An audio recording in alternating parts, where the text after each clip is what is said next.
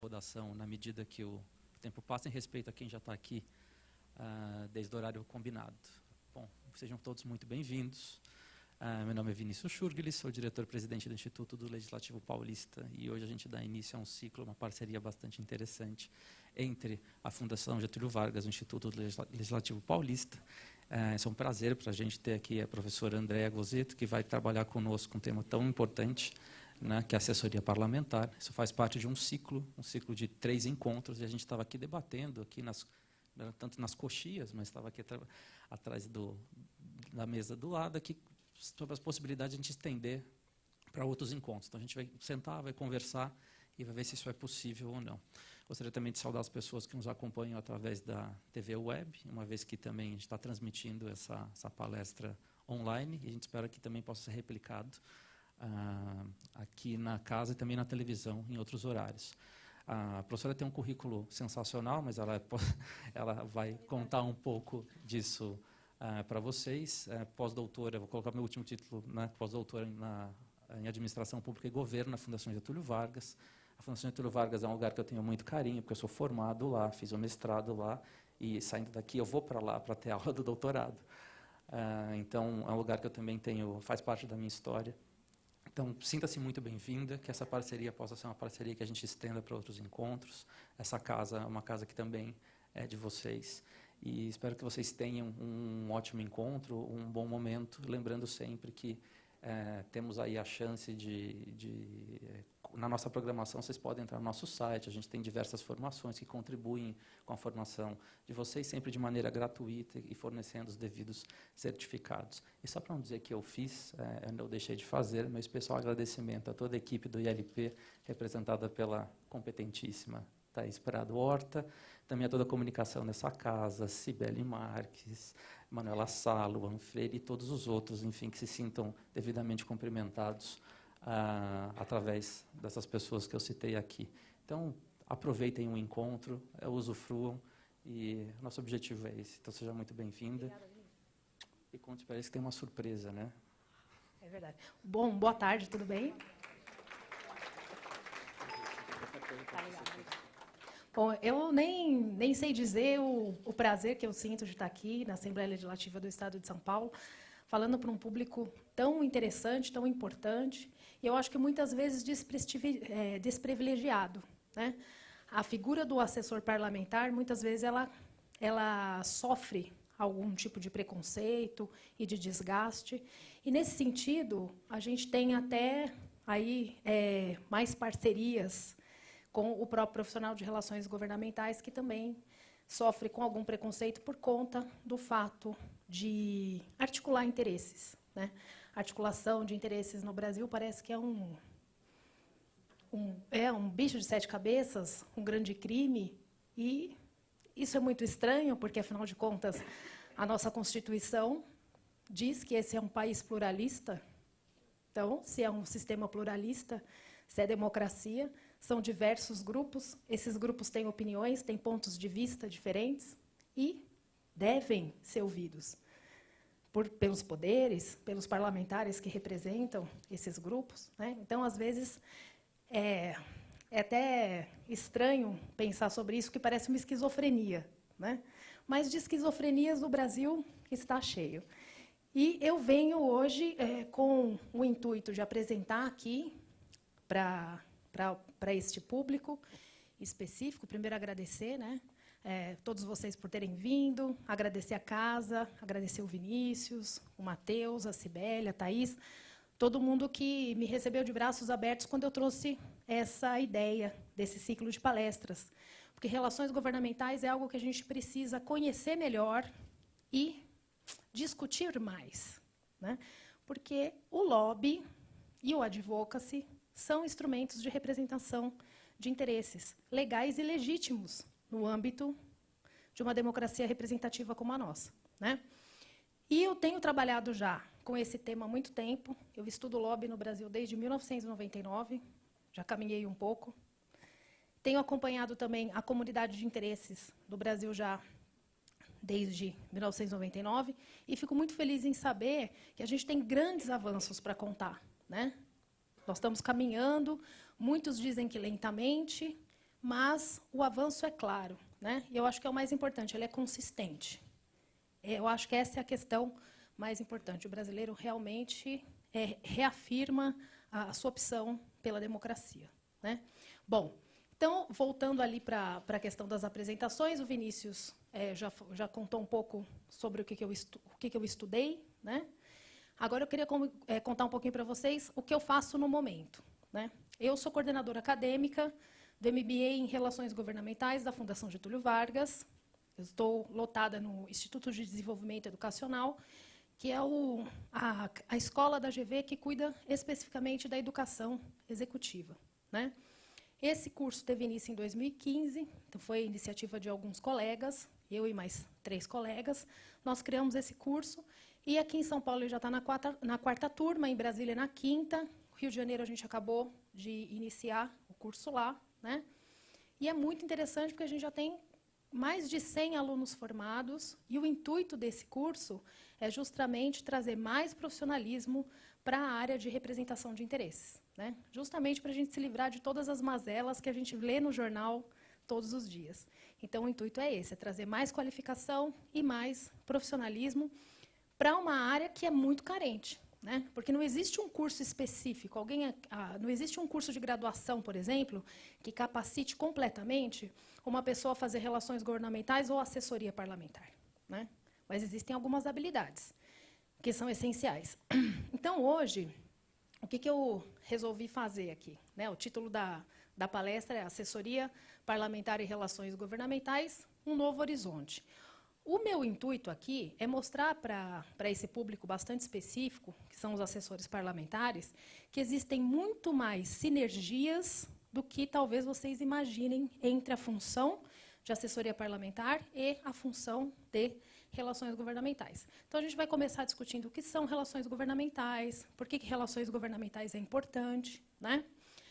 O que é lobby, o que é advocacy, quais são as habilidades necessárias para um profissional de relações governamentais.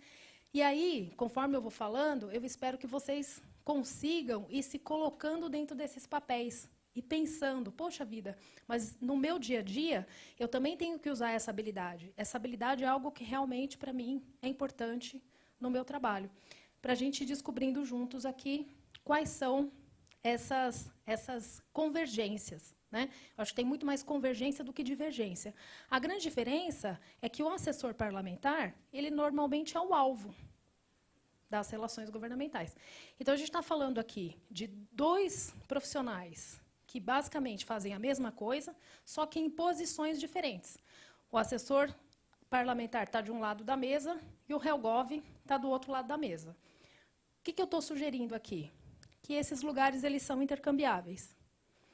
O Helgov pode vir a ser um assessor parlamentar e o assessor parlamentar poderá, com certeza, ser um profissional de relações governamentais, tá? Então, esse é o intuito aqui da palestra. Bom, começando, então, a gente vai começar com essa discussão sobre políticas públicas, tá? Então, eu até já fiz esse comentário. Numa sociedade pluralista, você tem diversos grupos de interesse, cada um desses grupos de interesses com uma ideia, com uma visão específica, e esses grupos eles vão debatendo com o Estado, com os membros do poder público, esses pontos de vistas e essas visões de mundo o tempo todo. Isso é muito comum, né? Infelizmente, eu acho que no Brasil esse debate ele ainda não é feito tão profundamente como ele deveria, né? E a gente vê muitas vezes alguns setores, principalmente setores econômicos ou até segmentos sociais, muitas vezes como um todo, num determinado momento, protestando contra alguma ação governamental. Aí eu sempre olho o jornal e falo assim, nossa, mas se tivesse havido uma conversa anterior, se todos os interesses legítimos e relevantes tivessem sido levantados, se todos os atores tivessem sido forçados a sentar, conversar e a chegar a um acordo, nós não estaríamos agora com este impasse em mãos, né? Então, quanto menos diálogo se tem, mais conflito você vai gerar e mais crise para gestar você tem depois, né? Então, veja, o que a gente está entendendo como política pública? Política pública é tudo o que o governo decide ou não fazer, definindo quem ganha, por que ganha, quanto ganha e em que momento. Bom, agora veja, tem toda aí uma discussão teórica do pessoal que estuda mais profundamente políticas públicas, e tem duas vertentes. Uma vertente que afirma que a política pública é monopólio do Estado, e uma outra vertente que diz que não, que essa política pública ela pode ser feita pela sociedade civil, pelo mercado, né? Ou seja, por todos os atores que atuam na sociedade civil. A questão que se coloca é justamente essa. A formulação e a implementação de políticas públicas, ela deve ser monopólio do Estado ou ela pode admitir a influência de atores da sociedade civil? Bom, vocês já devem intuir qual é a minha resposta, né? Dado a introdução da palestra. Bom, a noção moderna de políticas públicas é justamente essa que privilegia a construção coletiva, que privilegia a coprodução entre Estado, mercado e sociedade civil. Aqui também defende que deve haver uma incorporação da noção de construção do interesse público. E isso deve ser feito por todos os atores, pelo Estado, pela sociedade civil e também pelo mercado. Tá? Isso nos leva a esse triângulo aqui. Então, é aqui que entra, isso aqui é para situar a nossa discussão. Onde que relações governamentais se coloca? É justamente nessa coprodução. Porque o que faz o profissional de relações governamentais? Ele estabelece um diálogo contínuo com o poder público para que se construam sólidos e duradouros vínculos com os principais formuladores de políticas públicas, sedimentando, assim, um canal de comunicação de via de mão dupla. Esse é o sentido das relações governamentais. Tá? Então, a ideia aqui é estabelecer um diálogo, construir uma ponte, para que a gente não chegue, num determinado momento, de forma oportunista ou casuística, para conversar com esse tomador de decisão. Então, você já tem um relacionamento. Eu sempre brinco com os meus alunos, eles dão risada, não sei se vocês vão rir. Deixa eu ver se eu vou ter sucesso aqui. Mas eu falo assim, ninguém gosta daquele amigo que te liga só quando precisa de alguma coisa. Alguém gosta? Ninguém gosta. Por que o tomador de decisão gostaria? A gente tem que se colocar no sapato do tomador de decisão. O que ele precisa? No que eu posso ajudá-lo? Né? Então, essa é a ideia da coprodução, da colaboração. Né? Eu penso que é muito importante que o cidadão e as empresas privadas e as organizações que representam essas empresas, que elas entendam que nós não devemos demandar, nós não devemos ter demandas ou pleitos, nós devemos ter projetos de colaboração para construir juntos. E só é possível fazer isso quando eu consigo estabelecer esse diálogo. Sem esse diálogo sólido e contínuo, é impossível estabelecer esse projeto de construção coletiva.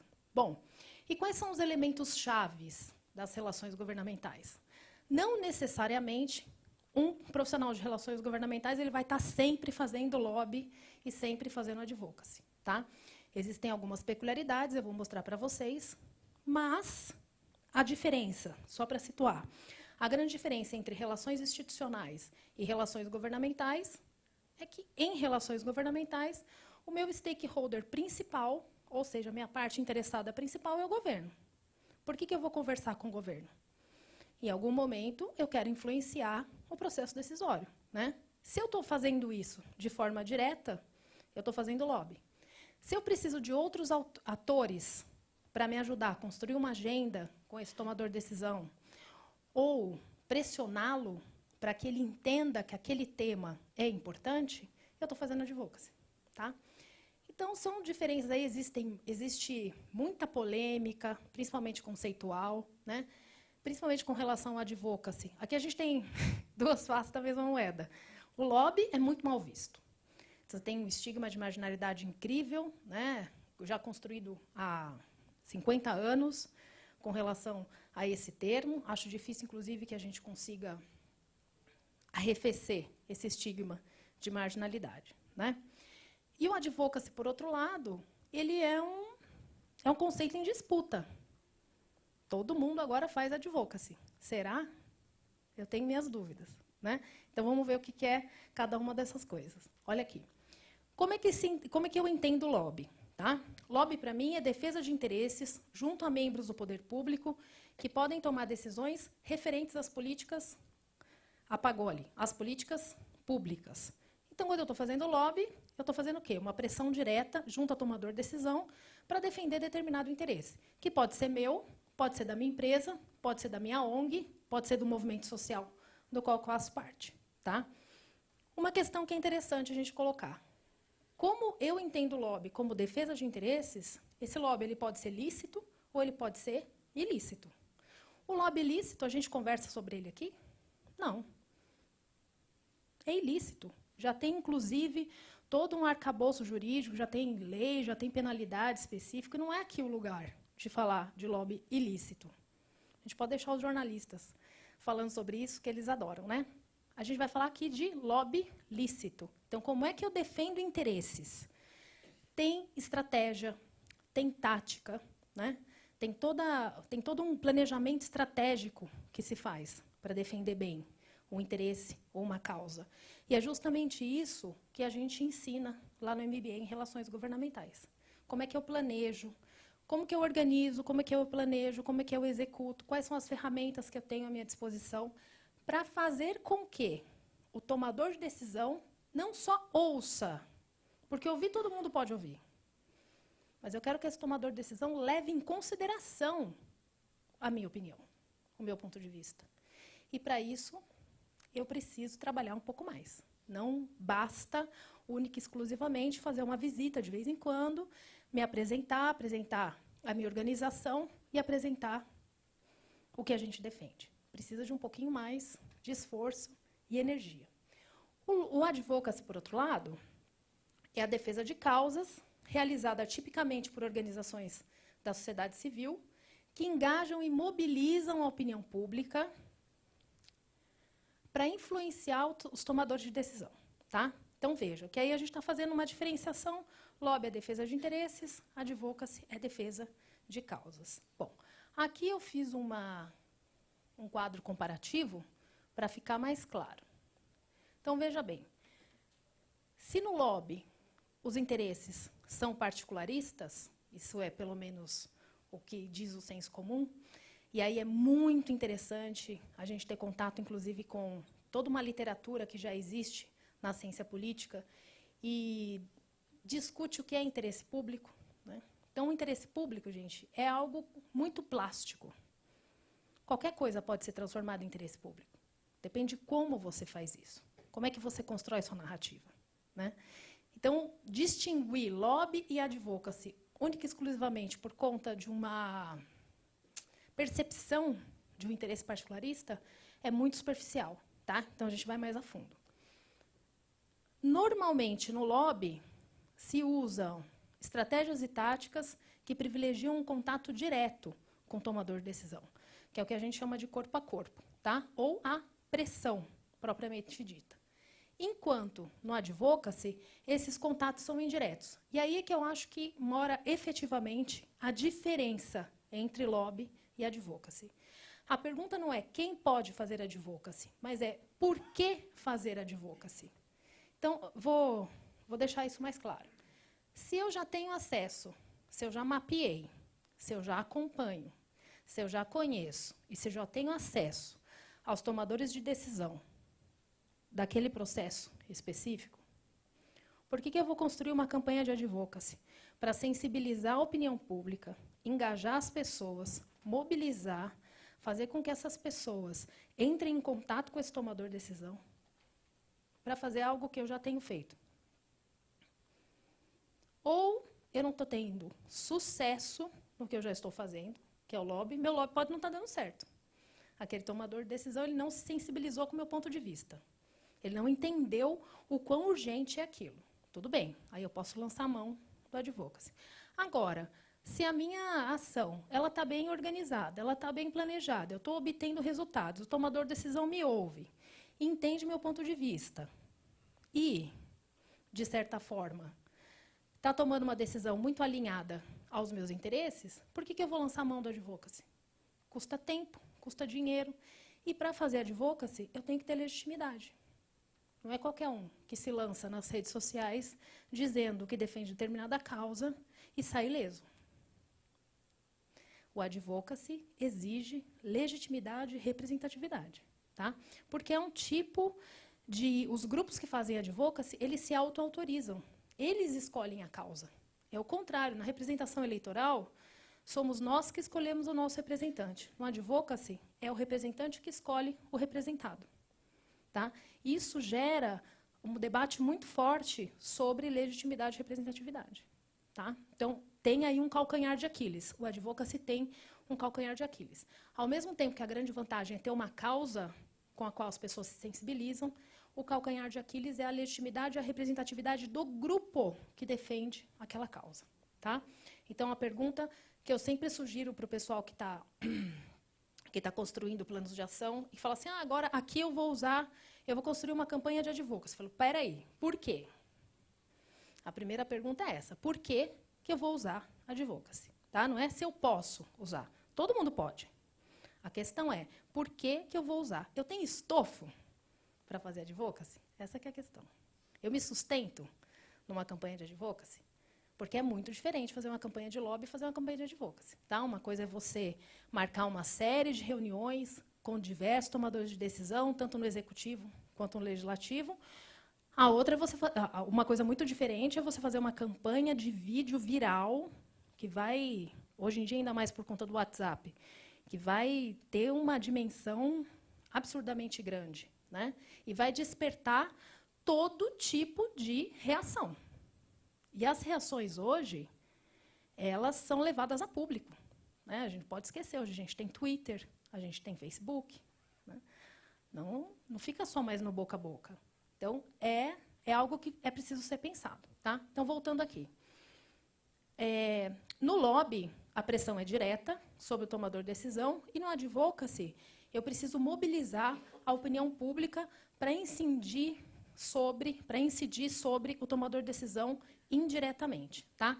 Então, no advocacy, não sou eu que chego no tomador de decisão e falo assim, meu querido parlamentar, eu preciso que você avalie essa questão deste ponto de vista. Terceiros farão isso. Tá? Então, é um caminho indireto. Ok? E, como eu já expliquei para vocês, no lobby a representação é autorizada. Tá? Vamos imaginar que eu seja presidente de uma associação setorial. Eu recebi mandato para falar por aquele setor econômico. A minha representação é autorizada. Da mesma forma como um deputado estadual recebeu mandato, né, devido a um processo eleitoral. Ok? Com os grupos de advocacy, isso é diferente. Eu posso ter um grupo de mulheres aqui no Brasil que está muito sensibilizado com o fato das afegãs usarem burca. E aí se cria uma campanha de advocacy transnacional para sensibilizar as pessoas sobre o horror de usar burca, sem jamais ter conversado com uma mulher afegã, sem saber se realmente esse é o caso que deixa essas mulheres afegãs numa situação de fragilidade. Né? Então, essa falta de contato com o beneficiário no advocacy, ela também é um calcanhar de Aquiles, porque afeta a sua representatividade. Tá?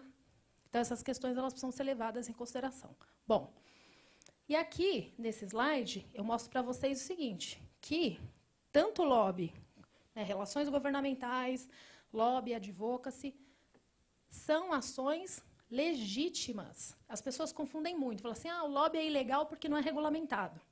Uma coisa é uma coisa, outra coisa é outra coisa. Vamos devagar. Tá? Esses artigos do artigo 5º, esses incisos do artigo 5º da Constituição Federal, todos eles legitimam a prática, tanto do lobby quanto do advocacy. Tá? Então, nós estamos falando aqui de liberdade de manifestação de pensamento, de expressão de atividade intelectual, de liberdade de reunião, liberdade de associação para fins lícitos, mas, sobretudo, pessoal, liberdade, direito de peticionar os poderes públicos. Olha lá, em defesa de direitos ou contra ilegalidade ou abuso de poder. Isso já está na Constituição. O que se defende, quando se defende regulamentação do lobby, está muito mais relacionado à questão da transparência do acesso. Quem acessa quem, com que objetivo. Tá? Não para que se dê um status de legitimidade, porque isso a própria Constituição já fez. Bom, e aqui tem uma reportagem que passou no Jornal da Cultura, que eu quero mostrar para vocês. E eu quero mostrar essa reportagem, porque ela foi uma das únicas reportagens que eu assisti até hoje, que mostram o lobby como algo... Nem sei como adjetivar. O lobby como algo não criminoso, não criminalizou a atividade de lobby, né? Algo saudável para a democracia. Tá? Vamos ver se eu consigo fazer isso aqui funcionar. Vou fazer aqui. Não sei. O lobby foi admitido pelo Ministério do Trabalho como uma atividade profissional e agora faz parte do cadastro oficial das ocupações legalmente reconhecidas. Apesar disso, a profissão de lobista segue sem ter uma regulamentação específica. Um projeto para normatizar o lobby está há 10 anos esperando para ser votado no Congresso. Nesta sala da Fundação Getúlio Vargas de São Paulo, os estudantes aprendem a fazer lobby. No Brasil, a atividade ganhou conotação negativa depois de aparecer relacionada a escândalos de corrupção e tráfico de influência. Um dos casos mais famosos foi o da Petrobras, onde os chamados lobistas intermediavam pagamentos de propinas milionárias para diretores da estatal e políticos. Agora, o lobby foi reconhecido pelo Ministério do Trabalho como profissão e classificada como defensor de interesses, de relações institucionais e governamentais. A novidade foi bem recebida pelos alunos.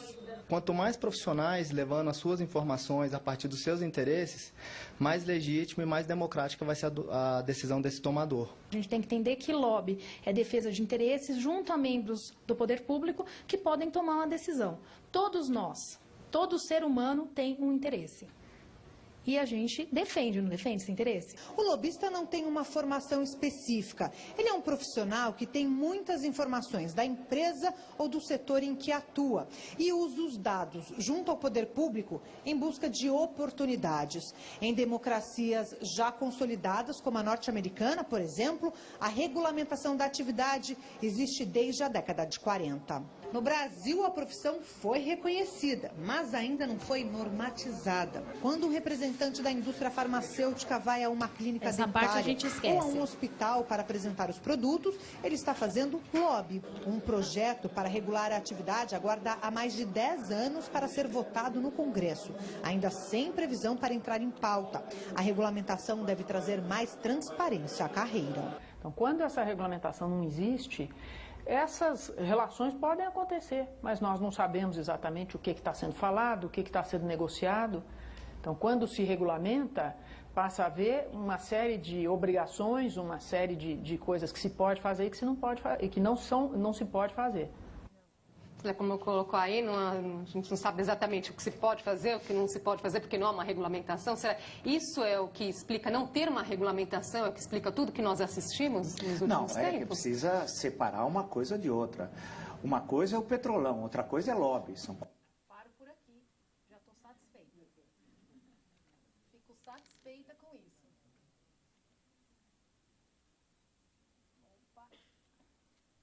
Essa frase do Marco Antônio Villa, sim, eu ganhei o ano. Não foi nem o dia, nem a semana. Ganhei o ano. Uma coisa é uma coisa, outra coisa é outra coisa. Tá? Existe ilicitude? Sim. Como em todas as áreas. Existem maus profissionais? Sim. Como em todas as áreas. Tá? Agora, o que a gente não pode é generalizar. Essa é a questão principal. Tá? Bom, e aí o que eu trouxe para vocês? Essa matéria, ela está falando justamente sobre isso, sobre a inserção do profissional de relações governamentais, institucionais e governamentais na CBO. Tá? A CBO é o Código Brasileiro de Ocupações. Então, a partir de agora, esse profissional ele pode ser registrado em carteira, e uma vez que ele seja registrado em carteira com essa denominação, isso faz parte de uma base de dados governamental chamada RAIS. Todas as empresas elas têm que mandar todos os anos esses dados sistematizados para a RAIS. Como o lobby não é regulamentado, a gente não sabe, na verdade, quantos profissionais atuam nessa área no Brasil. Porque eles têm as mais diferentes denominações. Eu atuo já há muito tempo, então eu já vi as denominações mais estranhas. Tem de tudo. Analista político, assessor parlamentar, fazendo papel de relações governamentais, o que é levemente diferente. Advogado corporativo, assuntos corporativos. políticas públicas, né, relações institucionais, assuntos externos, esse eu acho melhor, né, assuntos externos. Tudo que não é interno é externo. Né? O que será que essa pessoa faz? Faz muita coisa. Né? Dentro de uma empresa, tudo que não é interno é externo. Então, tem áreas correlatas, como, por exemplo, o regulatório, que tem uma atuação muito forte também, com as relações governamentais. A gente tem muitas denominações diferentes. E como não há regulamentação, ninguém jamais disse o que realmente um profissional de relações governamentais faz. Então, o Código CBO é muito importante por conta disso. Ele é um grande avanço, porque, pela primeira vez, se formalizou as principais atribuições desse profissional. E eu penso, inclusive, que isso foi muito bem feito. São atribuições assim bastante abrangentes e que dizem respeito aqui ao que efetivamente um profissional de relações governamentais faz, que são essas aqui. Participa da formulação de políticas públicas, elabora estratégia de relações governamentais, estabelece a estratégia de relações governamentais, elabora perfis, elabora o perfil do tomador de decisão, que acho que é quase a mesma coisa, gere riscos regulatórios e normativos, monitora as ações governamentais, e olha que legal, diz até aonde, quais são os alvos, analisa risco regulatório, planeja ação de mitigação de risco, analisa o impacto normativo, elabora peças e documentos para fundamentar a defesa, sugere proposições legislativas e normativas, solicita notas técnicas às áreas competentes, mapeia o processo de decisão, informa ao interessado a agenda de trabalho dos órgãos envolvidos, organiza a agenda de reuniões e de trabalho dos órgãos envolvidos e defende os interesses do representado. Me digam, tem muita diferença do que faz um assessor parlamentar? Quem aqui é assessor parlamentar? Deixa eu ver. Aí. É muito diferente do que vocês fazem no dia a dia? Não. Você só está do lado diferente da mesa. Né? O RELGOV está em contato sempre com o assessor parlamentar para que o assessor parlamentar possa ajudá-lo a levar os seus pleitos, as suas demandas, o seu ponto de vista até o parlamentar. Né? E agora, eu quero mostrar para vocês não só as principais atribuições, mas também quais são os papéis que esse profissional de relações governamentais ele exerce, que são os mais diferenciados, e depois a gente vai falar sobre as habilidades. Que habilidades esse profissional precisa ter para fazer bem o seu trabalho. Tá? Então, eu sempre brinco com os meus alunos, que eu falo assim, olha, a RELGOV faz de tudo. É barba, cabelo e bigode. Né? O assessor parlamentar também, não é? Absolutamente. Eu acho que o assessor parlamentar ainda, o rol de atividades chega a ser mais abrangente, porque tem um contato muito direto com o parlamentar, dependendo, né, do grau de intimidade. O RELGOV, pé e mão também faz. Então, é barba, cabelo, bigode, pé e mão. E até massagem relaxante, em alguns casos. Né? Acho que precisa, porque é muita atenção. Então, veja só. Aqui, em específico, eu coloquei alguns desenhos. O que o RELGOV faz? Ele negocia, ele estabelece diálogo, mas ele também defende, ele também é um detetive, porque nem sempre os meandros do processo decisório estão claros. Então, você precisa procurar a informação certa no lugar certo. Para isso, você precisa ter fontes. Né? Bom, você educa o tomador de decisão, porque nem sempre aquele tomador de decisão sabe do que você está falando. Né? Vou imaginar aqui um deputado estadual, um deputado federal, um senador. Eles têm que deliberar sobre os mais diversos temas. Eu não entendo nada de física nuclear. Alguém precisa me dizer quais são os problemas, quais são as vantagens e as desvantagens de tomar determinada decisão. Né? Quem melhor do que os grupos de interesse que conhecem profundamente aquele tema? Então, o processo democrático ele precisa dessa interação maior com os grupos de interesse. Isso é muito importante para a gente poder tomar a melhor decisão. Agora, a melhor decisão em que sentido? No sentido republicano da palavra. Né? Uma decisão que leve em consideração todos os interesses, os mais relevantes e os mais legítimos. Essa é a ideia da democracia. Né? Não é o 50% mais um. Essa é a parte que a gente esquece, tem que superar. Então, ele educa, ele defende bravamente. De vez em quando também tem que atuar como terapeuta, né? Porque, principalmente quando você está num ambiente de associação setorial, você precisa articular os interesses, né? Porque a gente nunca lava a roupa suja em público. Só lava a roupa suja a portas fechadas. Né? Então, às vezes, o próprio setor não se entende Então, primeiro, o papel do HelGov é esse, né? Deixar todo mundo na mesma página, para depois poder e defender esse interesse. E, sobretudo, o Relações Governamentais, ele é um maestro. Ele é o maestro de uma grande orquestra, né? Porque a democracia é uma grande sinfonia. E precisa estar todo mundo muito alinhado, porque, senão, você não consegue ter êxito na sua ação. Tá? Para um autor irlandês, o que ele diz do profissional? Ele diz que o profissional de HelGov é um indivíduo bem educado, altamente qualificado, muito experiente e altamente persuasivo. Tá? Porque ele, afinal de contas, tem que convencer. Tá? O objetivo das relações governamentais é estabelecer um diálogo e depois usar os elementos chaves para influenciar o processo de tomada de decisão. Tá? A seu favor, obviamente. Bom, e quais são as habilidades que eu preciso ter para fazer um bom trabalho? Para ser um profissional de alto impacto? Tá? Eu preciso ter um conjunto de habilidades técnicas, um conjunto de habilidades humanas e um conjunto de habilidades conceituais. Bom, as técnicas, pessoal, são aquelas habilidades mais básicas que todo mundo precisa ter para fazer o seu trabalho. Né? Então, por exemplo, hoje em dia, quem não sabe usar um smartphone está fora do mundo. Não está nem fora do mercado, está fora do mundo. Acabou, morreu. Então, muito bem. Você precisa, para relações governamentais, ter uma série de conhecimentos específicos, que eu vou mostrar para vocês. Então, vamos dizer que essas habilidades técnicas, elas são o hardware da coisa.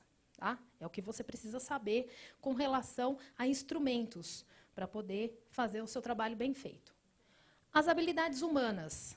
Habilidades humanas são, sobretudo, as habilidades comunicacionais, que são essenciais na área de relações governamentais. Afinal de contas, nós estamos falando do quê? De informação e comunicação. E sempre existe uma troca. Né? Quando a gente está falando de ambiente democrático, sempre existe uma troca. Mas o que se troca em política? Não deve ser dinheiro. Se troca informação. Né? Então, é isso que a gente troca. O Relações Governamentais, ele precisa ter informação qualificada, informação de boas fontes, de preferência uma informação que ele possa legitimar a fonte dessa informação. Né? Porque hoje a gente tem uma abundância de fontes de informação.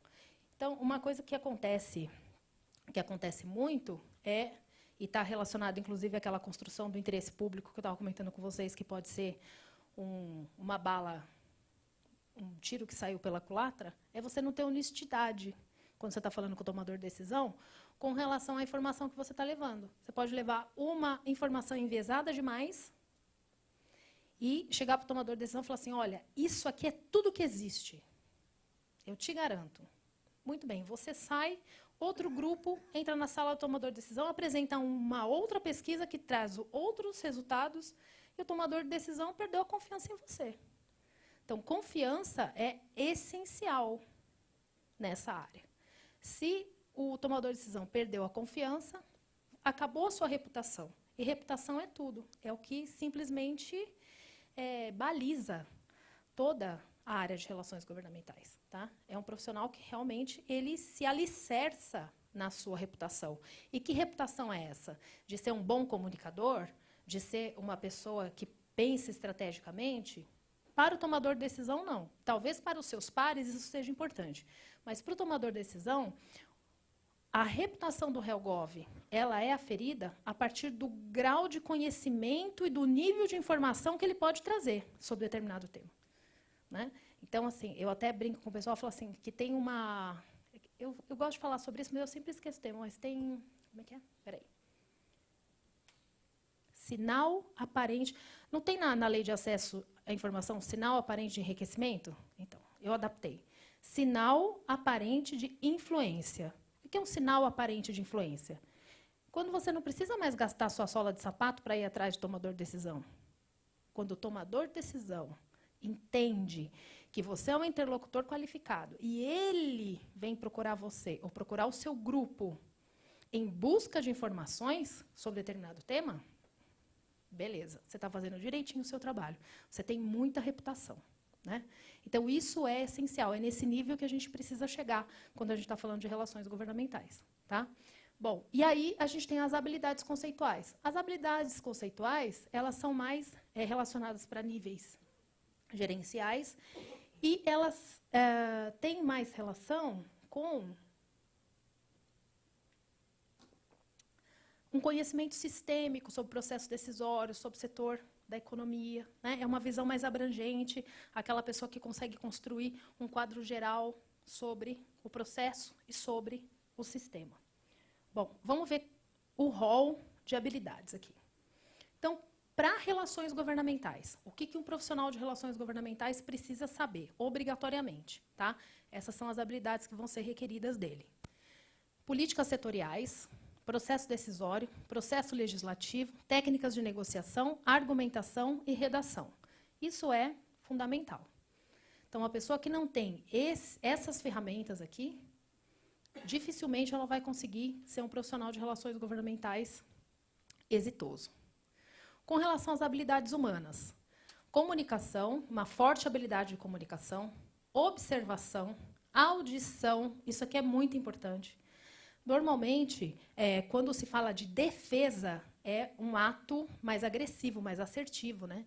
Eu defendo. Então, se eu tenho que defender o interesse, se eu tenho que defender uma causa, eu preciso falar, eu preciso me posicionar, eu preciso ser agressivo em alguns momentos. Muito bem. Em relações governamentais, ouvir é mais importante do que falar. Porque se você estiver falando o tempo inteiro, quando é que você vai perceber como é que o tomador de decisão está processando aquela informação? Quando é que você vai observar quais são os gostos e o que influencia aquele tomador de decisão? Porque até o ambiente da sala, a forma como a sala está decorada, tem relação com isso. Uma forma muito importante, todo mundo faz isso o tempo todo, que é meio instintivo, quando você vai conversar com alguém que você não conhece, a gente não tem sempre alguns assuntos que são os assuntos quebra-gelo? Sempre tem, né? Futebol, moda, tem, claro. Transporte público. Aqui em São Paulo, trânsito é fatal, né? Todo mundo começa uma conversa falando do trânsito, porque está sempre atrasado, né?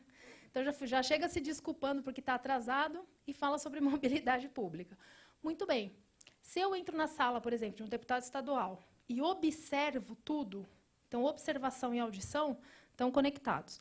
Observo, eu vou ver ali os livros que ele lê, o time para o qual ele torce. Tudo isso é muito importante, porque eu estou falando com a parte interessada. Eu tenho que entender como aquela pessoa pensa. Eu tenho que entender o posicionamento político dele, né? Tudo isso é muito importante. Então, um Helgov que vai para uma reunião com um tomador de decisão sem ter feito um background check desse tomador de decisão, está fadado ao fracasso. Ele vai cometer uma gafe, né? Porque é uma área sensível. Então, você precisa ter muita sagacidade nesse momento. Observar, ouvir. Então, a dica é essa. Ouvir, muitas vezes, é mais importante do que falar. Isso, a arte da guerra, exatamente. Tá? Ó, então, o que mais? Sensibilidade, credibilidade, tenacidade, persistência para a Helgov é muito importante, porque você vai levar muito chá de cadeira, né? Você vai ficar muitas vezes, você vai tentar agendar uma reunião muitas e muitas vezes. Às vezes, você vai precisar usar fiadores para conseguir agendar determinada reunião, né? Então, não é fácil. Flexibilidade também é muito importante. Flexibilidade em que sentido? A política traz em si o imponderável. Então, de repente, acontece alguma coisa que muda completamente o panorama do que você havia planejado anteriormente. Então, você tem que estar preparado, ser flexível o suficiente para conseguir planejar alguma outra coisa. Tem que ter um plano B, um plano C, um plano D, né? Você precisa estar aberto para colocar esses planos em ação, esses planos alternativos em ação, se eles forem necessários. Então, tem até uma literatura bem abrangente na área de lobby, que diz o seguinte, que o lobby exitoso, a estratégia de lobby exitosa é aquela em que o grupo usa tudo o que tem, muito de tudo o que tem, tudo ao mesmo tempo. Tudo ao mesmo tempo, agora. E, sobretudo, é flexível. É fácil, né? coisinha fácil. Essa é a regra mais fácil de cumprir. Tá mais fácil do que fazer dieta low carb, né? E o que mais? Ó, criatividade, que é muito importante. A criatividade ela é importante aí por conta dos planos B, C, D e E. É total. E também a questão do equilíbrio, né, gente? Isso é essencial, porque, afinal de contas, nós estamos falando com pessoas. Então, temos que ter equilíbrio emocional. Para isso, eu sempre sugiro meditação. É essencial. Muito importante. E aqui as habilidades conceituais. Quais são elas? Capacidade prospectiva, analítica e estratégica, capacidade de formular estratégias e táticas eficazes, senso de oportunidade, porque, pasmem, isso também é uma construção. Tá? O senso de oportunidade, na verdade, ele é o resultado de toda da capacidade prospectiva, analítica e estratégica. Um profissional de HelGov, ele não deixa de ser um profissional de HelGov quando ele vai para casa. Ele não desliga nunca. Ele está sempre ali. Ele lê uma matéria, ele faz uma relação com o tema que ele está defendendo, ele vai no cinema, ele assiste um filme, ele tem uma outra ideia, né? Ele sonha, né? Não sei se vocês já sonharam, mas ele sonha e fala, puta, aquela estratégia ali podia ter sido diferente. Então, é isso que faz o senso de oportunidade. Você tem que estar aberto a todos os inputs possíveis e imagináveis, né? Deixar esses inputs chegarem até você. Isso faz com que você consiga construir esse senso de oportunidade. Tá? Então, vocês perceberam que nada aqui é inato? Você pode aprimorar qualquer uma dessas habilidades. As técnicas, principalmente, e as habilidades técnicas são aquelas sobre as quais a gente trabalha mais profundamente no MBA, né? Porque, afinal de contas, se trata de educação formal. As habilidades de comunicação, tem algumas que as pessoas já têm mais facilidade, tem outras que é necessário aprimorar. E as habilidades conceituais também são facilmente desenvolvidas via educação formal. Tá? Além disso, a visão sistêmica, que eu me referia, tanto do setor de atuação, quanto sobre o funcionamento do processo decisório estatal. E aqui eu trouxe duas pesquisas que foram feitas por profissionais de relações governamentais, em momentos diferentes, com metodologias diferentes, então eu não vou mostrar tudo para vocês, porque como as metodologias elas são diferentes, é meio difícil de comparar. Então, tem algumas coisas que dá para comparar, outras não dá para comparar. O que eu trouxe para vocês verem aqui? Uma pesquisa foi feita pelo Wagner Parente, do Oxiteno, a outra foi feita pelo Eduardo Galvão, do HelGov em Foco. Bom, o que eles perguntaram? Qual é a formação acadêmica na graduação desses profissionais? Tá? Na pesquisa da Oxiteno, você tem preponderância, direito. Ainda, isso está deixando de ser realidade, tá? Mas o direito está aqui. E essa é uma questão interessante, Deixa eu só pontuar uma questão para vocês. As habilidades humanas, para relações governamentais, são as habilidades mais importantes, porque a gente está construindo relacionamento. Tá? Então, uma pessoa, por exemplo, que não gosta de conversar com outros, não pode ser profissional de HelGov, certo? Acabou. A mesma coisa, professor que não fala, jamais vai poder ser professor, né? Se ele não gosta de se comunicar, não tem como ser profissional da educação. Tá aqui. Esse conjunto de habilidades, ele é o mais importante. Esse precisa ser aflorado. Esse precisa ser aprimorado. Tá? Bom, os advogados, eles não são preparados na graduação para desenvolver essa habilidade. Eles têm até uma habilidade oral, né, que é mais trabalhada, porque às vezes eles precisam fazer sustentação oral, mas não é uma questão. Eu nunca vi em nenhum currículo do curso de Direito uma disciplina de comunicação. Você tem argumentação jurídica, tem redação jurídica, mas quem já estudou Direito sabe que são coisas bem técnicas, é bem diferente. Tá? Bom, olha lá. Aí eu tenho relações internacionais aqui, ciência política aqui, administração, engenharia, economia. Olha a comunicação onde foi parar. Aqui na pesquisa do Oxiteno, o autor da pesquisa esqueceu até de dar essa opção. Não é interessante? Esse é um ponto que precisa ser melhor trabalhado. Tá? Então, os profissionais de comunicação são fundamentalmente os que já vêm com essas habilidades humanas melhor preparadas. e eles não têm a prevalência que poderiam ter quando a gente faz uma pesquisa de perfil dessa. Tá? Bom, com relação à pós-graduação, isso aqui é só para a gente ter uma ideia do quanto esses profissionais eles são qualificados. Tá? A pesquisa do Oxiteno, a gente tem uma noção maior do que se está falando. Aqui na pesquisa do HelGov, em Foco, o que se faz? Ele perguntou, esses que têm pós-graduação, fizeram pós-graduação em quê? Tá? A pergunta da pesquisa do Oxiteno é diferente. Que nível de pós-graduação você tem? Por isso que eu estou falando para vocês que é difícil de comparar. Então, é só a título de exemplo mesmo. Tá? Então, veja, na pesquisa do Wagner, 45% tem especialização, 25%. Se eu juntar aqui, 25 com 45, quanto que dá? 70%. 70% tem algum tipo de pós-graduação, porque o MBA é uma especialização também. Tá, 18% pós-graduação estrito sensu, ou seja, mestrado, acadêmico ou profissional. 5% tem doutorado e só 5% não possui pós-graduação. Então, é um profissional altamente preparado. Tá? Muito qualificado, em diversas áreas, como a gente pode ver aqui. Como até 2015 não havia uma pós-graduação lato sensu em relações governamentais, o que aquele profissional fazia?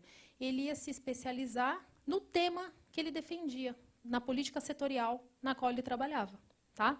Hoje você tem a opção de, além de ter uma especialização no tema da política setorial, também ter uma especialização mais abrangente, voltada a desenvolver todas essas habilidades que são importantes para a prática do profissional de HelGov. Bom, remuneração também é uma questão interessante. Nessa pesquisa aqui, essa pesquisa tem um viés. Ela foi respondida, na sua grande maioria, por gerentes e diretores. E a média de remuneração aqui foi 210 mil por ano. Quanto que dá isso por mês? Pouquinho, né? Dinheirinho de pinga. Esse aqui, do HelGov em Foco, ele ainda colocou em níveis. Então, esses são os cargos mais comuns: analista, coordenador, gerente e diretor. E vocês veem que o salário mais baixo é 2.500 e o mais alto, 40 mil ou mais. Tá? Porque, além dos diretores, ainda tem os vice-presidentes. Bom, essa pesquisa aqui, fui eu que realizei com os meus alunos do MBA em HelGov que entraram esse ano. Então, esse ano a gente teve 3 turmas novas, uma em São Paulo, uma no Rio de Janeiro e uma em Brasília. Em média, a gente tem mais ou menos uns 80 alunos nessas 3 turmas. Okay?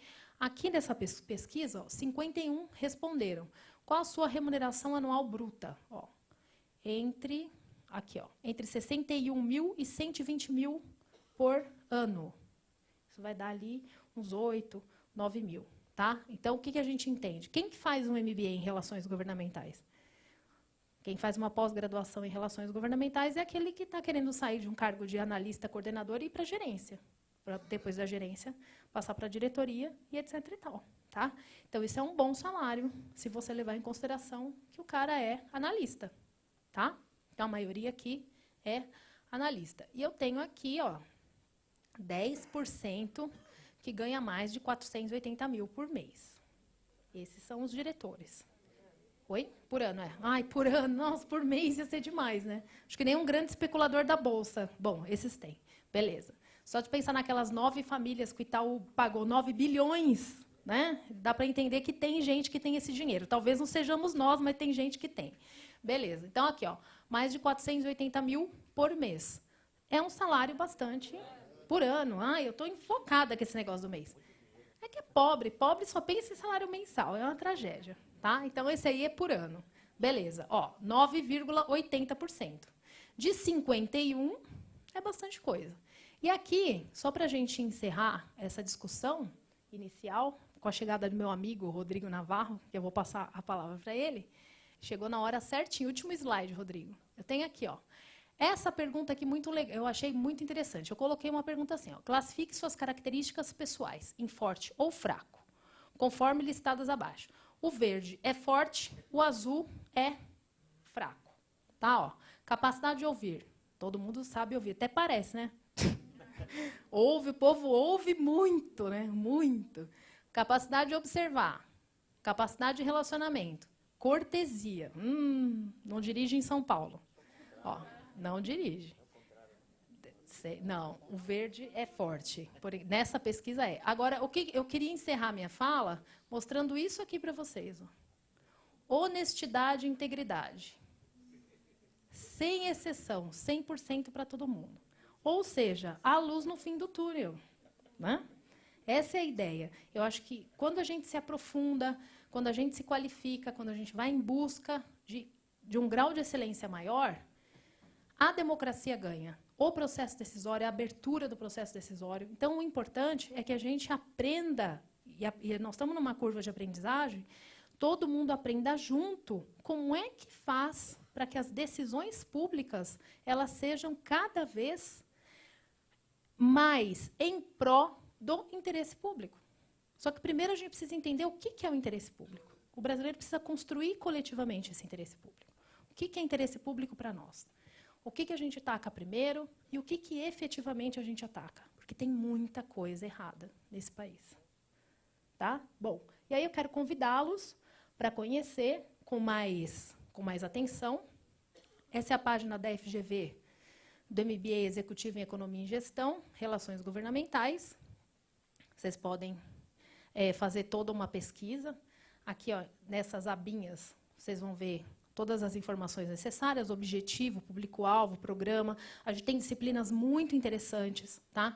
Então, nós temos disciplina, por exemplo, o professor Rodrigo, que eu vou chamar daqui a pouquinho, é o coordenador de Brasília e Rio de Janeiro, especialista em planejamento estratégico, pensamento e planejamento estratégico em relações governamentais.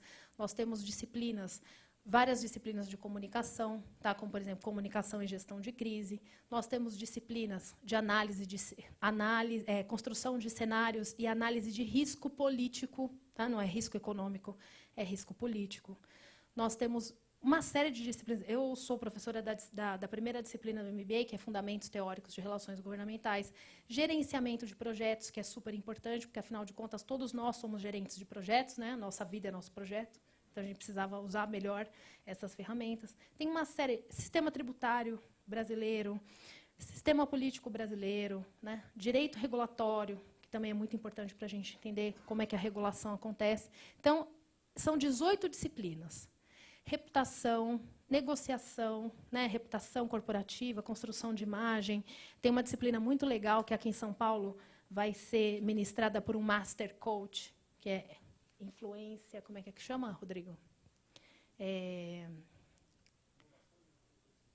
Tem inovação e gestão de conhecimento. Eu estou esquecendo o nome da disciplina. Convencimento e influência. Como é que é? Liderança. Liderança e influência. Muito interessante também, né? Porque pega pesado. Então, a gente tem um módulo só de comunicação, tem um módulo político-institucional, onde você vai ver economia, direito, políticas públicas. E tem o módulo estratégico, onde entra direito regulatório, onde entra gerenciamento de projetos, relações governamentais, planejamento estratégico, análise de risco político. Tá? Antes que eu me esqueça, eu quero convidar vocês também para participarem das próximas palestras. Na semana que vem, quem vem conversar com vocês é a professora Viviane Mansi, é a nossa professora de reputação e gestão da marca, gestão de marca. Tá?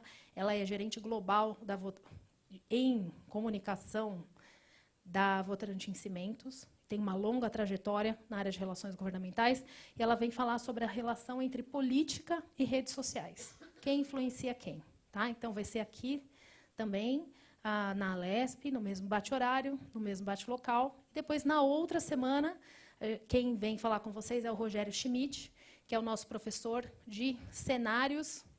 como é que é o nome da disciplina? É tanta disciplina na minha cabeça que eu nem lembro mais.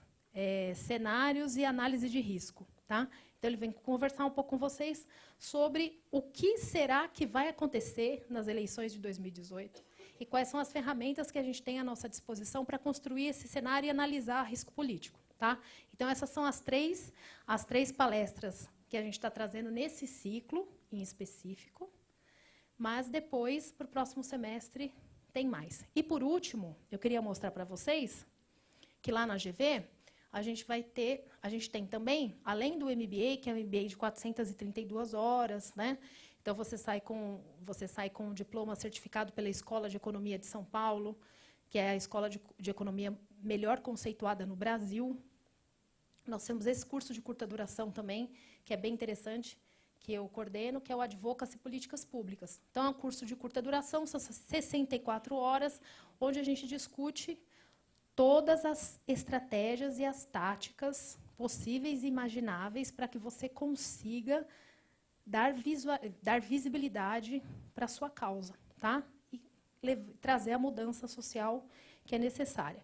E para o próximo semestre, eu estou coordenando também uma outra iniciativa, que é um workshop de 8 horas. Não sei se vocês já ouviram falar de storytelling.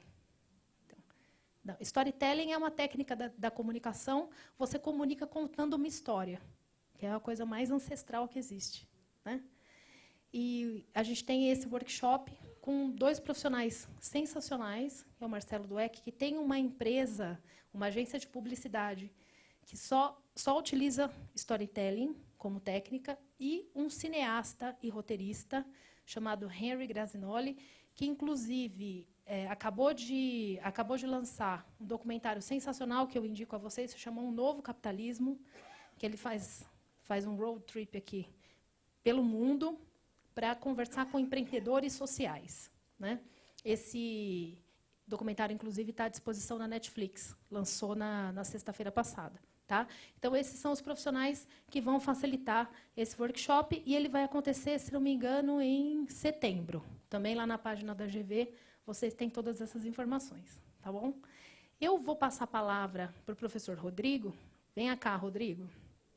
Porque o Rodrigo ele tem uma longeva carreira em relações governamentais, ele é consultor de empresas. Hoje ele é um homem muito chique, ele é presidente da Abramat, que é uma associação setorial, é meu colega na GV. Tudo bem? Tudo bem? E o Rodrigo vai falar um pouquinho para vocês do ponto de vista prático, né, do dia a dia das relações governamentais. Eu, infelizmente, vou ter que me despedir, eu tive um imprevisto, tenho que voltar para a minha cidade, eu não moro mais aqui em São Paulo, eu me livrei desse trânsito. Eu moro em Piracicaba, e eu tenho um compromisso inadiável lá, mas vou deixar vocês com o Rodrigo, vocês estão em ótimas mãos, podem perguntar tudo o que vocês quiserem para eles, e se vocês quiserem também os slides, eu vou disponibilizar, eu vou deixar já aqui, tá, Cibele? Fica aqui no computador, depois o pessoal da comunicação aqui da casa pode enviar para vocês. Foi um grande prazer, eu agradeço muito essa acolhida calorosa, e espero que tenha sido bom para vocês. Tá bom? Muito obrigada.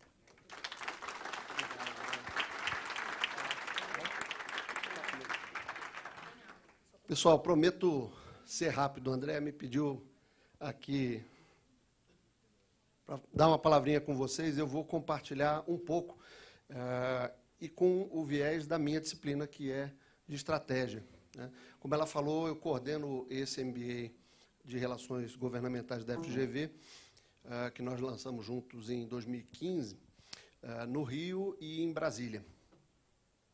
Então, temos aí em Brasília, no Rio, aqui em São Paulo, tem em Curitiba também. Mas eu trabalho nessa área já tem 28 anos, e há 18 anos eu estou na FGV. Então, eu tenho um bom balanceamento aí entre teoria e prática. E eu posso assegurar para vocês que essa é uma área que vocês conhecem, muitos de vocês, pelo que eu entendi do perfil, trabalham em ligação com esses profissionais de representação institucional.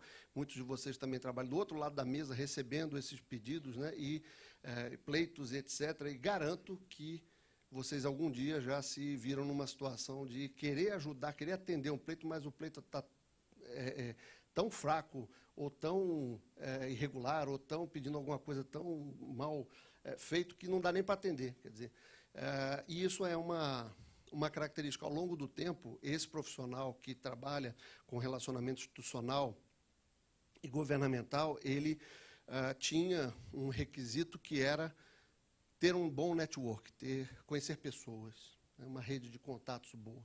Isso era quase que suficiente para você estar atuando nessa área. Rede de contato, network, continua sendo um fator importante. Porém, não mais só uma rede de contatos boa garante uma boa atividade de relacionamento institucional governamental. Há essa capacidade de ter uma rede de contatos, ainda mais num mundo como hoje de redes sociais, onde a gente tem contato até com gente que a gente não conhece, não é?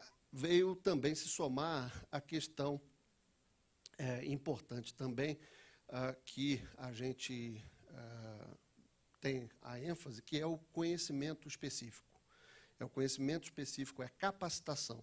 Você tem uma palavra estratégica para colocar sobre essa área, é capacite-se, porque essa história de que eu sou primo do fulano, fui indicado pelo ciclano, isso não vai ser suficiente para garantir a sustentação dessa atividade durante muito tempo.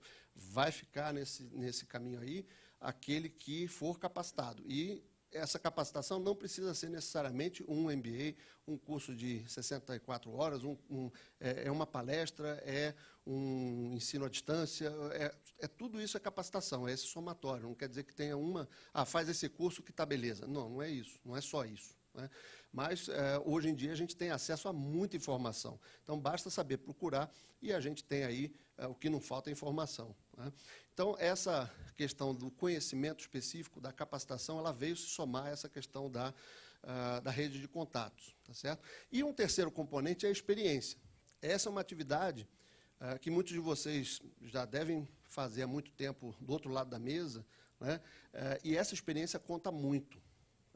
É igual, eu costumo dizer, igual ao médico. Você vai precisar lá no médico, você tem um atendimento, se for um recém-formado, você tem um outro tipo de médico aos 5 anos, né, já de formado, você tem um outro, bambambam, com 20 anos de experiência. A mesma coisa é o profissional de relações institucionais e governamentais. Eu me lembro, às vezes, o pessoal menos experiente, vamos colocar assim, na área, quando tem lá, teve lá uma denúncia, não sei o quê, acabou, o mundo acabou. Não, não acabou. Né? A gente já passou por tantas outras, a gente sabe como é que vai acontecer. Isso é a experiência que ajuda nesse momento.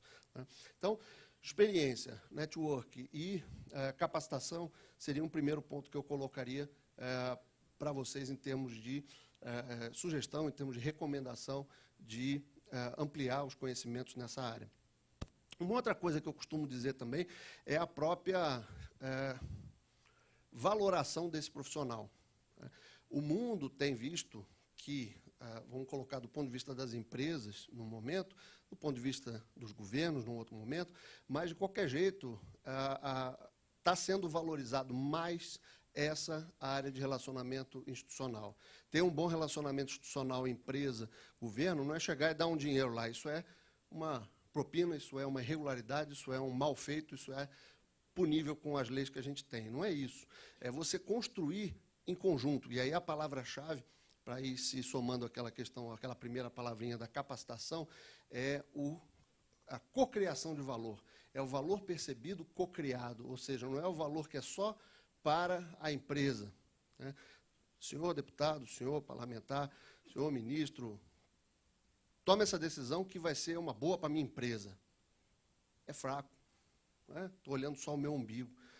Tome essa decisão que vai ser bom para a sociedade. Vai ser muito ruim para a minha empresa, mas vai ser ótimo para a sociedade. Também não voa o negócio, não tem, né, sustentação isso. Então, tem que ser construído a 4 mãos, né, com as diferentes partes. E também a questão do valor percebido, porque muitas vezes você está querendo uma coisa que, para você, tem um valor muito alto, mas a outra parte ali ela não percebe esse mesmo valor. Então, há que se investigar quais são os valores percebidos que estão ali na mesa de negociação. Né? Muitas vezes, eu sou contrário, eu sou favorável. Pô, mas por que você é contrário? Por que você, né, tem essa posição, trouxe essa posição negativa para a mesa? Qual é a questão que está por trás desse posicionamento? Se você começar a investigar por aí, você muitas vezes desata nó.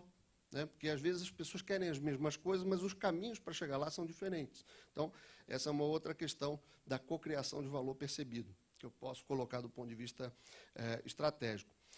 E uma outra coisa que eu também, uma regra básica, simples, mas que, às vezes, você pode esquecer, é o que eu chamo da estratégia comfort. Né? Comfort lembra a gente de ter conforto sobre um determinado assunto, um determinado tema, mas eu chamo de comfort porque a gente divide isso em conteúdo, forma e timing.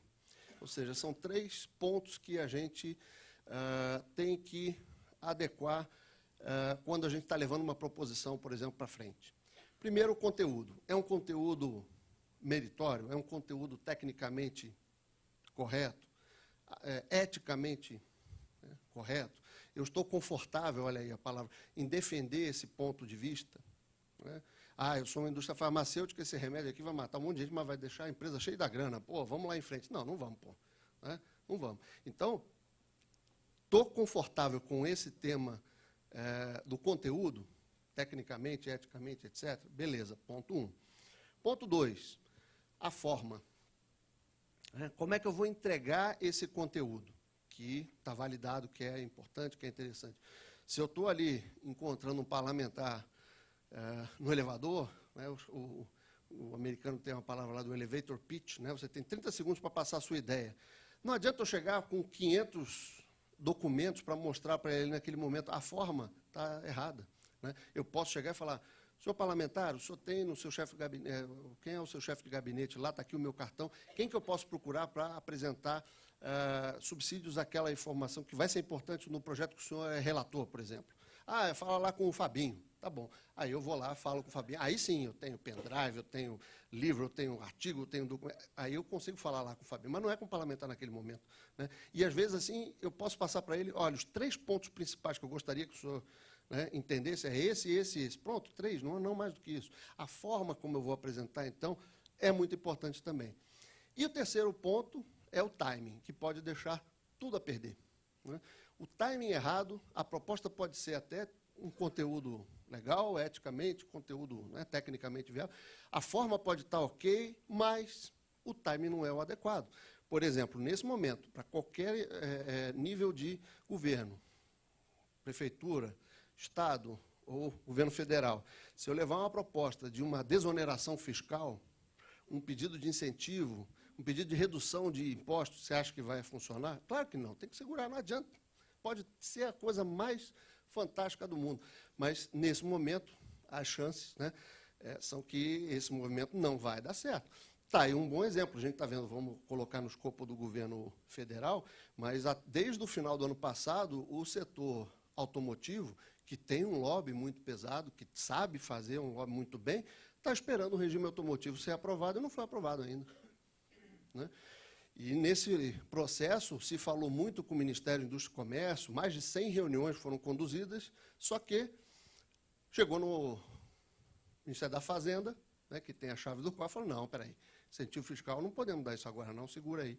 E não foi. O que nos remete aí a talvez um outro ponto importante, que é a escolha dos interlocutores. Né? Em inglês a gente chama isso do stakeholder mapping. Né? Quem são os seus stakeholders? Quem são os seus interlocutores? Aqueles interlocutores-chave. Não é a questão da quantidade, é a qualidade. E também tem outra coisa, não despreze, a gente costuma fazer uma matriz assim, poder e interesse. Né? Quem tem interesse por aquele seu tema e tem poder para deliberar por ele. O ideal é que você tenha interlocutores com muito poder e que estejam alinhados com aquilo que você quer, né? Sejam favoráveis àquele seu ponto. Mas nem todo mundo é assim. Você pode ter alguém contrário, mas que tem pouco poder. Né? Você pode ter alguém que é favorável, mas que tem pouco poder. Então, não despreze esse pessoal. Porque amanhã eles podem galgar, eu me lembro muito bem, antes aí você teve mudanças políticas recentes, onde mudou o governo. Né? E quem não era ministro, era líder de minoria, virou ministro no espaço ali de 2, 3 meses. Então, aquele pessoal que cultivou, essa é uma atividade que tem muito isso, cultivou no longo prazo aquele relacionamento, mantendo informado, trazendo sempre ali uma novidade, etc. Quando aquele interlocutor ganhou poder, ele já era interessado naquele tema, pronto, você ficou com um aliado poderoso. Então, tem muitas nuances, eu não vou, obviamente, esgotar o assunto aqui nesses minutinhos, mas eu queria deixar esses pontos aí de cocriação de valor, de capacitação, de mapeamento de interlocutores e essa estratégia Comfort, esse teste, como alguns pequenos pontos aí para serem lembrados dentro, em complementação ao que a Andréa certamente já apresentou para vocês. E, assim como ela mostrou, o nosso MBA mostrou esse curso de curta duração, eu vou fazer aqui em São Paulo um workshop de um dia. Né? Quem tiver interesse, depois pode me mandar um e-mail, vou dar o meu e-mail pessoal, quiser mais alguma informação. Essa é uma área que, como eu falei, eu atuo já há bastante tempo, tem muito material. Se vocês tiverem algum interesse específico, podem me mandar um material e eu, na medida do possível, passo para vocês. Quem tiver interesse, vai ter um seminário de um dia, dentro de um grande escritório de advocacia que nós temos aqui, para poucas pessoas. É um workshop que a gente está fazendo. Na realidade, já é o 15º workshop que eu faço em vários locais e que dá uma pegada dessa da estratégia de relações governamentais, né? Então, o meu e-mail é rodrigo.navarro, 2 R's, @terra.com.br. Estou dando o meu e-mail pessoal. Quem quiser depois pode pedir mais informações, eu encaminho para vocês. Ou até via André, se vocês pegaram aí o e-mail da André, podem fazer esse contato comigo. E fico à disposição aqui de vocês para, se vocês tiverem alguma pergunta que eu possa responder relacionada a esses temas que nós falamos aqui, fiquem à vontade. Alguma pergunta? Observação? Gostaram aí do... Eu cheguei 5 minutos antes dela terminar aqui, então não sei como é que foi a apresentação dela, mas espero que vocês tenham gostado. Eu entendi que também vão haver, como ela falou aí, vão ter outras palestras aí. Eu acho que é um tema que tem crescido bastante em termos de interesse, né? Tem crescido, vocês devem ter visto aí pelos números, né? Mais e mais pessoas. Por exemplo, em Brasília nós estamos com 5 turmas já de MBA. Aqui em São Paulo estamos indo para a 4ª turma, né? Em Curitiba tem uma turma também, e no Rio consegui abrir uma turma lá no Rio, apesar da situação complicada que o Rio está vivendo, temos uma turma, né, aos sábados lá. E voltando, àquele ponto da capacitação, a gente entende que essa situação toda que a gente está vendo aí, complicada no âmbito político, ela tende a melhorar quando todos os agentes, não é só o empresário, não é só o setor público, todo mundo estiver mais capacitado. E eu acho que a gente está caminhando para isso. Eu acho que a gente tem visto aí exemplos de que o que não é correto está sendo punido de alguma forma, ou pelo menos está servindo para a gente falar assim, poxa, não é bem por aí não vou caminhar por aí que não vai dar certo, né? E isso vale para todo mundo, todos que estão envolvidos nisso. Beleza, pessoal? Joia? Muito obrigado, pessoal. Sim. Pode, claro.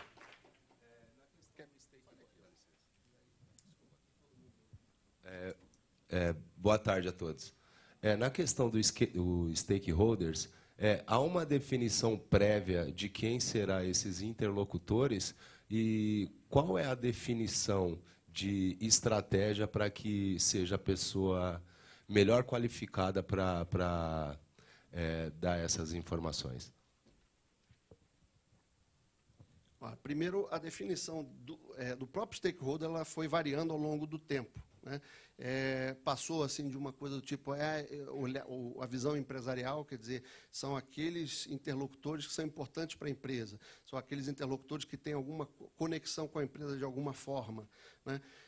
Isso está mudando para uma coisa tipo, pode ser um grupo ou até mesmo um indivíduo que pode ser afetado ou é afetado, né, pelas ações ou objetivos de uma empresa, por exemplo. Por que isso é interessante? Porque, às vezes, você tem uma pessoa, você imagina, eu fiz uma vez um treinamento, teve uma pessoa que trabalhava numa companhia aérea que falou, olha, um stakeholder nosso importante são terroristas. Eu falei assim, pô, como assim? Porque o sujeito pega o telefone e fala assim, vou derrubar o voo tal dia, aquilo ali já afeta o dia a dia da empresa, né? Uma empresa que fala assim, vou abrir uma fábrica aqui, do lado, ela nem fez a fábrica ainda, já tem gente protestando, tem indígenas, tem sociedade, tem comunidade que está ali, ou seja, ela já está, nem fez nada, só a intenção já mexeu ali. Então, a própria definição de stakeholder já está passando por essa variação aí. A outra coisa é, como é que a gente identifica esses interlocutores? Aquilo que eu falei, idealmente, você faz um mapeamento, né, imagina um exercício aqui, liste aí os seus principais interlocutores que você tiver. Você vai começar a listar, e você vai ver que a lista não para. Você vai ter uma lista muito grande. E a energia é finita que a gente tem para se relacionar com tanta gente. Então, eu tenho que priorizar. Então, essa priorização ela se dá numa base de uma fotografia. Por exemplo, hoje, quem são aqueles interlocutores que têm um poder de decisão, por exemplo, sobre esse assunto que a gente está tratando, e quem são aqueles interlocutores que têm interesse nesse assunto que eu estou tratando. Então, essa matriz poder e interesse, ela vai ter, assim, 4 quadrantes, né? Se você colocar alto, médio, baixo, o ideal seria você fazer contato com aqueles interlocutores que têm um alto poder de decisão e um alto interesse naquele seu tema. Então, eu poderia só olhar para aqueles ali. Porém, o que eu alertei é, não esqueça daqueles que também têm interesse naquele assunto e que talvez hoje não tenham muito poder. Mas, por exemplo, você está tendo aí uma eleição, novas pessoas chegarão ao poder, por isso é importante você manter essas pessoas bem informadas, né, entendendo aquele ponto que você está querendo colocar, de preferência entendendo também o outro lado, ter essa questão da cocriação de valor que eu falei, que são aqueles pontos que podem interessar esse meu interlocutor para reforçar o interesse dele nisso. Né? Eu te dou um exemplo, eu trabalhei no setor de biocombustíveis, e lá atrás se queria melhorar a competitividade entre o etanol e a gasolina. E uma das discussões era a volta da CID para a gasolina, que acabou acontecendo. Mas por que acabou acontecendo? O governo não queria aumentar o preço da gasolina, porque afetava a inflação, o índice de inflação. Então, nós estávamos numa outra política de contenção do valor da gasolina. Muito bem. Isso afetava o setor de etanol, porque você tinha ali aquela correlação entre etanol e gasolina de 70%. Se não for essa diferença, vale mais a pena você botar a gasolina, etc. Muito bem. Então, o ideal seria que a gasolina ficasse mais cara, mas se aumentasse a gasolina, o governo não quer porque ia afetar a inflação. Muito bem. A CID seria uma solução, porque ela traria arrecadação para o governo, que estava naquele momento o timing, né? Era interessante para o governo arrecadar mais, e também não afetaria a inflação, porque ela não entra diretamente no cálculo da inflação. Aí o governo topou, e está aí de volta a CID na gasolina. Então, assim, como é que você escolhe os interlocutores? Passa por essa análise maior de todos os interlocutores que eu tenho, e aí eu faço uma priorização com base naquela fotografia naquele momento, alertando sempre que isso pode mudar, esses interlocutores, ao longo do tempo, eles mudam de poder e até de interesse. Né? Pega um setor de tabaco, eu gosto de usar esse exemplo, tabaco. Eu trabalhei numa empresa de tabaco. Fumar, antigamente, era um símbolo de status. Né? O cara era charmoso. James Bond fumava nos filmes. Né? Hoje, quem fuma é o bandido do filme, pode reparar, né? Que é o bandido que fuma. Né? Então, assim, mudou isso. Agora, como é que eu vou falar de tabaco aqui no Brasil? Eu vou ter a Anvisa, por exemplo. A Anvisa tem muito poder, ela que regula o setor. Porém, o interesse dela ali é me cercear, é diminuir, ela está no papel dela. Quem que eu vou procurar como aliado? Talvez parlamentares do sul do país, onde você tem a produção, onde você tem famílias dependendo daquela produção. Ele vai ter ali, e um parlamentar, por exemplo, um senador do sul, senador, tem muito poder e talvez tenha interesse, né, porque ele é, por exemplo, lá de Santa Cruz do Sul, ele conhece aquela realidade, então não é uma situação tão simples. Mas, por exemplo, mesmo num caso extremo como esse, onde dificilmente você tem aliados para um setor de tabaco, por exemplo, um parlamentar do sul do país possa te ajudar num caso como esse. Então, por aí você vai montando a sua matriz ali de 3, 4, 5, 10. Né? O parlamentar também não é uma coisa tipo 50. Você tem aquela sua, como eu chamo, a base aliada, né, dos parlamentares. E isso, por outro lado, também é válido. Quer dizer, se eu estou do outro lado da mesa, quem são aquelas indústrias que eu gostaria de me aproximar, que geram emprego, que tem indústrias ali na minha cidade, onde eu vou poder ali fazer. Eu fiz já muitos projetos trazendo investimentos para determinadas regiões do Brasil. Né? E isso, claro, é bom para o governo do Estado, é bom para o prefeito dali da cidade onde o investimento é feito, é bom para o governo federal. Então, você sabendo cultivar e sabendo usar isso, você tem um bom mapeamento dos stakeholders. Beleza? Tranquilos? Beleza? Então, vamos nessa. Obrigado.